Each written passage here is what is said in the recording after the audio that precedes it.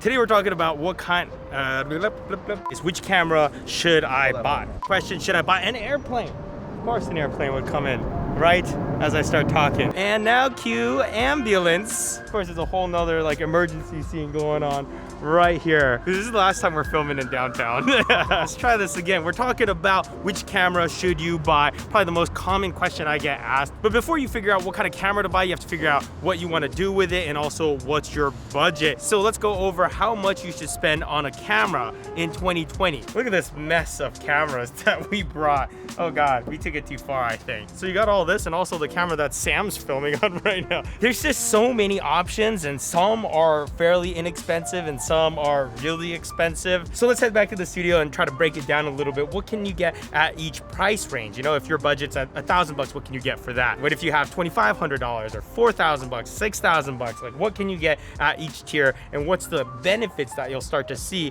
when you pay more money? So I basically made a gigantic list of some of my favorite gear as well as some of the hot new cameras out right now. Starting with the under $500 category. I mean, if you're looking for an all-around camera, I would say put that money towards a better phone. There used to be some inexpensive point and shoot cameras that I might have recommended, but phones have gotten so good to the point where it's like, it's better to put $500 towards getting a better phone. But there's definitely some cool toys in there that's not really meant for everyday use, but it's definitely fun. And then from the $500 to $1,500 category, you can start getting into some compact mirrorless cameras, and that's where you're really gonna start to see an improvement over something you can get out of your phone. By the way, I am including the cost of the lens as well. So I'm talking about camera packages, not just the body or not just the lens, because you need both of them. And in the $1,500 to $2,500 range is where you start getting into either the high-end compact mirrorless cameras or kind of entry-level full-frame mirrorless cameras. So for this price range, you can go full frame,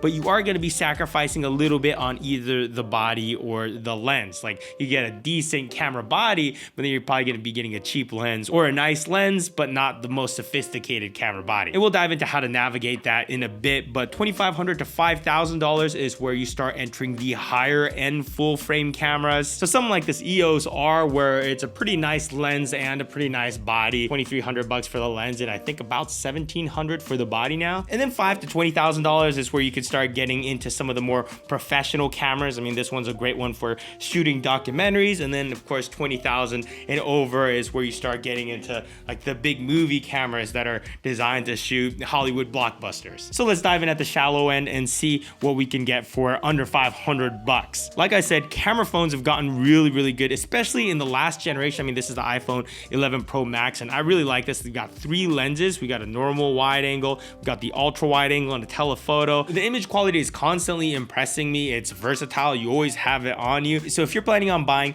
an inexpensive phone and then also a few $100s towards a camera, I would say just bunch that together and just get a better phone. Like on my vlog channel, I shoot most of it on here, but sometimes I'll intercut footage from here. So this has become a tool that I actually use pretty regularly. And I want to say the iPhone 11 Pro, this specific one, is when I really started using it a lot because of that ultra wide angle lens. So this is definitely where I would start, and it has a little something for anybody, you know? You have your regular wide angle lens built in, and then you can zoom out to an ultra wide angle, which I love for vlogging. And then you can punch in close, especially if you're, you know, filming your kids' soccer practice and you got the bleachers way in the back. So do not underestimate the new phones coming out. Yeah, this is kind of an expensive phone, but you know, even the iPhone 7, like how much can you get a used one for? But of course, phones are still kind of just like a nice blanket camera. They're okay at everything, but a master of nothing. So what else do we have on this list? Ooh, one of the most exciting things you could get for under $500 is probably a little drone, as long as you live in a place where you're allowed to fly them still.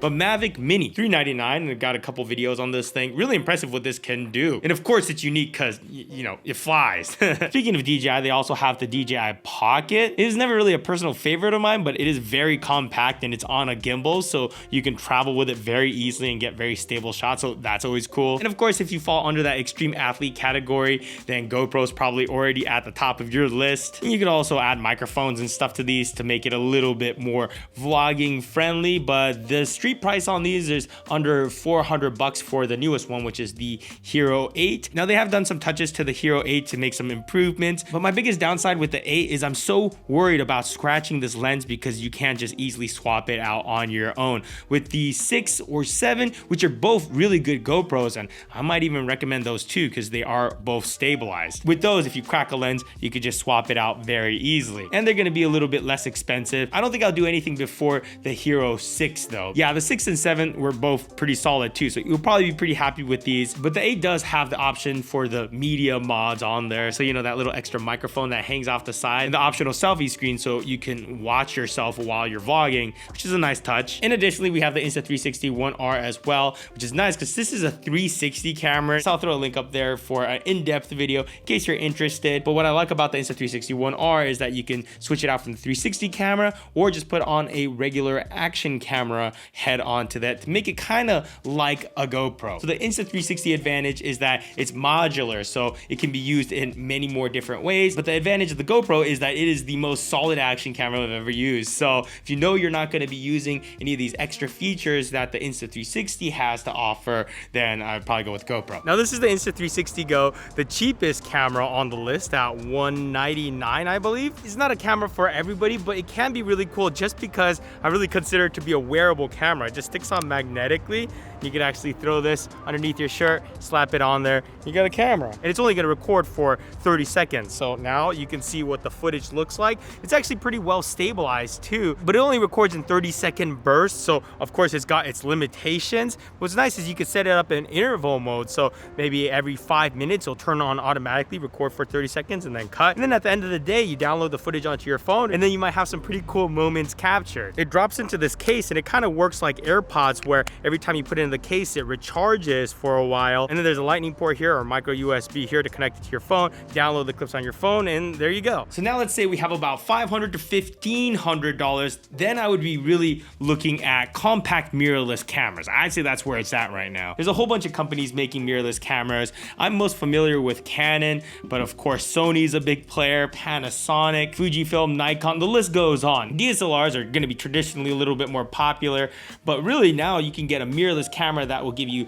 same performance, but cheaper, smaller, and more compatibility with lenses. I think compact mirrorless cameras is really where you're gonna get the best bang for your buck. For example, for $599, you can get a Canon M50 with a basic kit lens, which the kit lenses aren't gonna be amazing usually, but for $599, you're gonna have a camera and a lens, and it has good autofocus, it has a little flip screen. It was the camera I was using to start this YouTube channel for a little while. It was a pretty decent option for vlogging, because when you're vlogging, you're looking for a few things. You're looking for a flip screen so you can monitor yourself, and you also want really good autofocus because you don't want to be trying to vlog and then worried about your focus. So the Canon M50 had that, although only in full HD and not 4K. But with the M50, I also had an ultra wide angle lens, which I got for $349, but that was an 11 to 22 millimeter zoom lens, so it was ultra wide. So when you hold a camera out like this while you're vlogging, you definitely want to have the option to have it record everything so that everything's not really up in your face. And other options that I like in this price range, Canon M6 Mark II, you get that with a kit lens for just over $1,000, an A6400, which is a Sony. I don't want to get too specific with model numbers just because, I don't know, if you watch this video in 6 months, then all these cameras might be outdated. But definitely compact mirrorless cameras would be where I would be looking, with an APS-C size sensor, which is smaller than,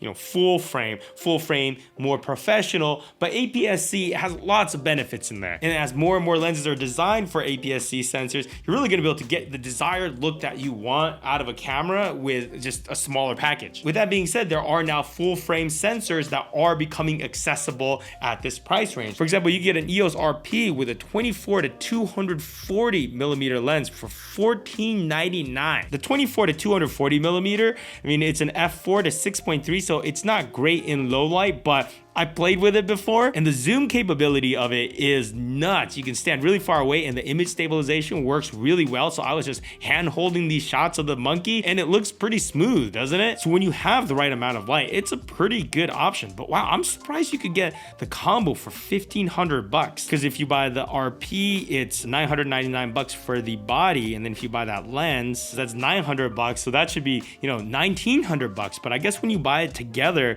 you can get it for $1,500.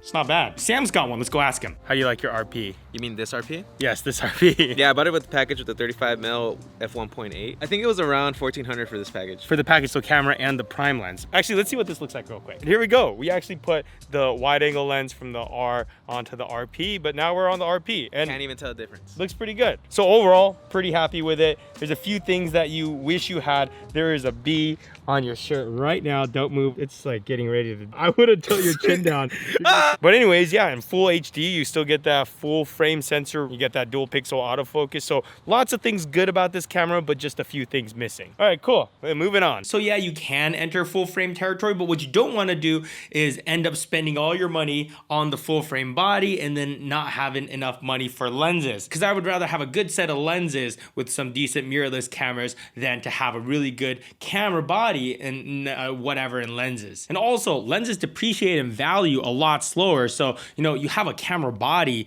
you use it for 3 to 5 years, you try to sell it, it's gonna be a fraction of what you bought it for. But good lenses will retain their value much longer. So, you know, even if you spend $1,500 on a lens, you can probably still sell it in 5 years for, you know, $1,000, assuming that lens is still relevant. Since we're starting to talk about mirrorless cameras, I made a little checklist here of things to look out for. I thought there was only gonna be like 6 or 7 things, so I wrote big and then I ran out of space here. Number one is the look, the most important part of any camera, because every camera kind of has their own look. So if you're thinking about buying a camera, definitely look at what kind of footage people have shot using that camera. Is it along the lines of what you want? Of course, a flip screen, especially if you're a vlogger, but really anyone. I like the cameras that come out to the side like this, because then I can put the microphone on here and it doesn't get in the way. Some cameras flip up like this, but if you put a mic here, then you have to figure out a way to relocate it, or else it's gonna block your screen, so that's kind of annoying. And some cameras just don't flip at all, so I don't know, if you're a vlogger, I wouldn't recommend it. Autofocus, pretty much every camera has it, but some are great, some are terrible. I still say Canon dual pixel autofocus is the best. It's what I use all the time. I love it. It's super reliable. Sony's also getting really good. I mean, this is the a6600, and this is, as of right now, one of their newest cameras, and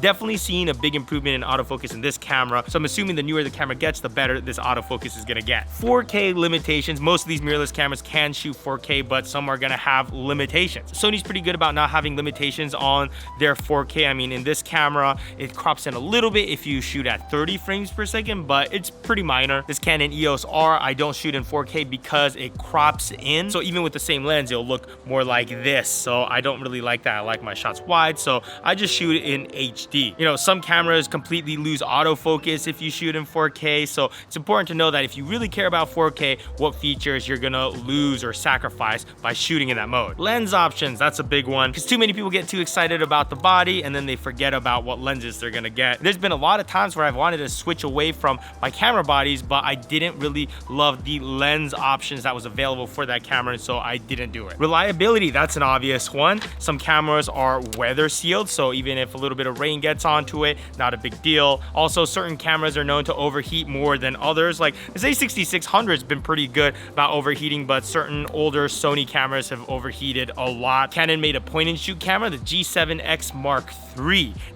Overheats like crazy. It's the downside of cameras that have too much power inside of it, is that it creates so much heat that it just ends up shutting itself off. And at that point, it doesn't matter how good your camera is, because it won't even turn on. Is there any sort of stabilization? If you plan on doing a lot of handheld work like this with a small camera, you definitely want at least some sort of stabilization in either the lens or the body, ideally both. The bigger the cameras get, the less you need that stabilization, because bigger things just don't jitter as much. And that's really what you're trying to get rid of, is kind of just that handheld jitter that happens when you're using a small camera. Audio, of course, very important. Ideally, you have a mic jack as well as a headphone jack. A lot of cameras only have a mic jack, and some just don't have anything at all. And some cameras have this attachment that you can put on top of it, and then you could plug in XLR inputs, which are professional microphones. So if you're doing professional work, it's very useful to have that feature, so you can plug in, you know, professional lavaliers as well as boom mics, stuff like that. Of course, slow motion as well as frame rates. 120 frames per second is a nice feature to have, but again, every time you go up in these frame rates, a lot of times you sacrifice something else. So maybe there's a crop, maybe you lose autofocus, you lose certain features. Sensor size, are you shooting full frame or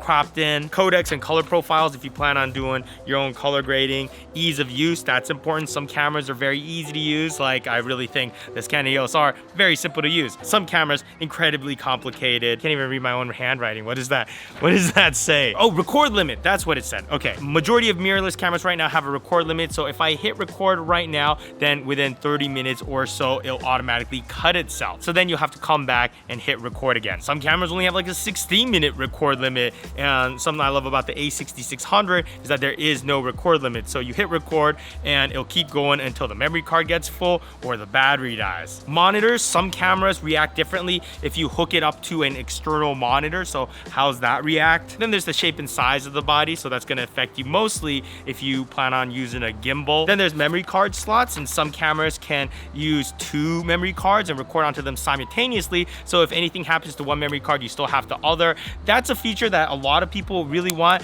It's a feature that I don't really personally care that much about, because as long as you get really high quality SD cards, you should be fine. I highly recommend SanDisk. I think what's more important than having dual memory card slots is your downloading media management workflow. Because 99% of the time when I hear people lost footage, it's because they didn't properly download it or downloaded part of it and accidentally, usually it's human error. Unless it's a crappy memory card. I really trust these memory cards. And 256 gigs, you just need one, and most of the time you're set. Battery life, how long can it record on a single charge? I generally like my cameras to have at least 2 hours of recording time. Anything over 3, I'm really happy with. Of course, low light performance. Once it gets dark, how grainy and crappy does it start to look? And just some cameras just have little bonus features, Little things like this EOS R, for example, see how that sensor is exposed? I usually don't want that. So when I turn the camera off, see that? It just has a little protective shutter. So little nice touches like that. So here is the checklist I recommend you review before making your purchase. All right.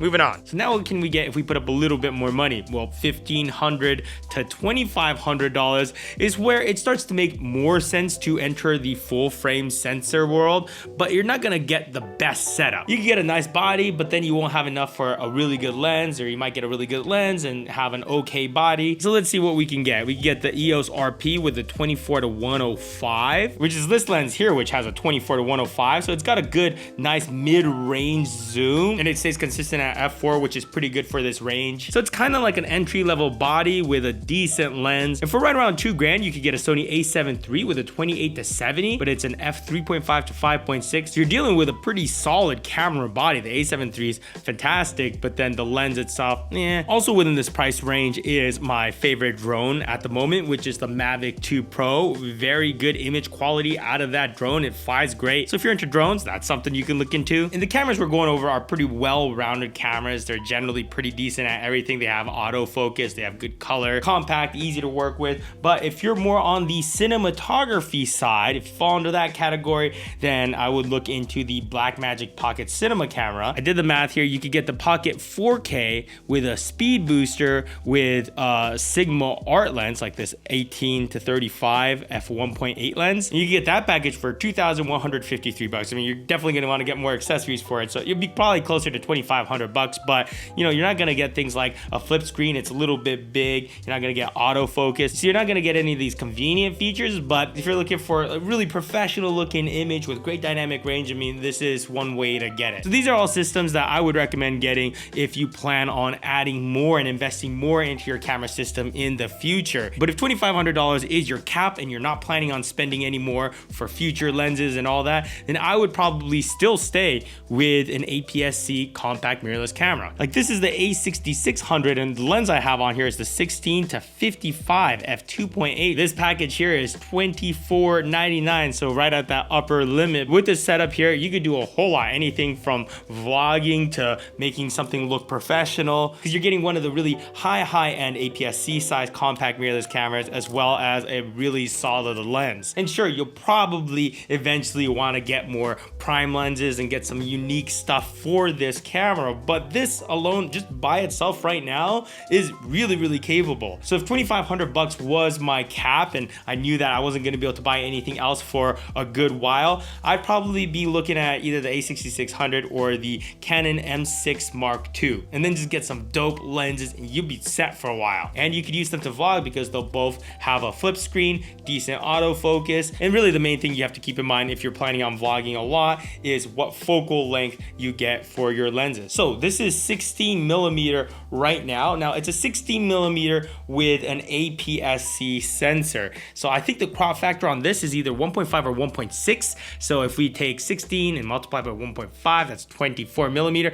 I'm actually kind of impressed that I did that math correctly. So if I hold it straight out, a 16 millimeter on this sensor looks like this. So this is probably an acceptable range. But then full frame cameras don't have a crop factor. So if it's 16 millimeters on a full frame, it's not gonna look like this. It's gonna look like this. So here we are. Now we are on full frame. So notice that everything looks wider because now I'm on a 16 millimeter on a full frame. So again, 16 millimeter on full frame. And if I go into, let's say, a 24, that's what a 24-ish looks like. So this works too. And this is what a 35 looks like. I don't really recommend going up to 35 for vlogging just because it's so close. And if you want to show other people in your frame, you really have to squeeze in with them. So I'd say 24 is where you can start vlogging pretty comfortably, but I really like being all the way. This is at 15. This is the widest lens I have. So this makes it so I can comfortably hold it out and still get everything around me. So I like that. And also the benefit of having it super wide is all the camera shakes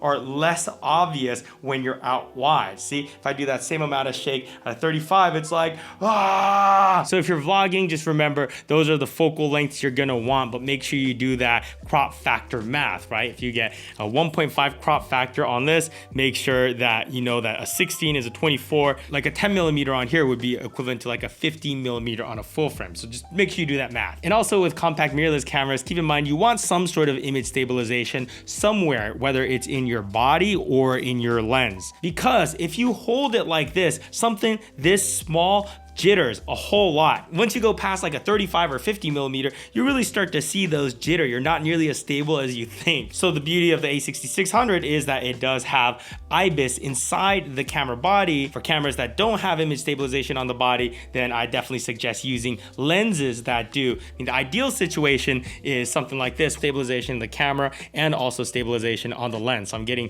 2 layers of stabilization. But when you have 0 stabilization, you need to get a somewhat tight shot. I definitely suggest tripod or a gimbal like this Weebill S. All right, so now let's get into the higher end mirrorless stuff, which is $2,500 to $5,000. This is my general everyday vlogging setup. It's the Canon EOS R with the RF15 to 35. I did the math. It came out to $4,088 for this combination. The lens costs more than the body. But again, like I said, you don't have to feel as bad about spending money on lenses because you know that if you ever need to, you could sell it and get a majority of that back. Again, the reason why I went with the 15 to 35 is because I want that 15 because again, I'm a vlogger, so I want it to be nice and wide. But if you don't care that much about filming yourself, then you can get it with this kit here. It's like a 24 to 105. So this is a good mid-range lens. It's an f4 all the way through. So not as good with low light as this, but this is a very good all-around general purpose range. So you can get that lens with this EOS R body for $26.99. You could also get the Sony a7 III with some solid lenses, like a 24 to 105 f4.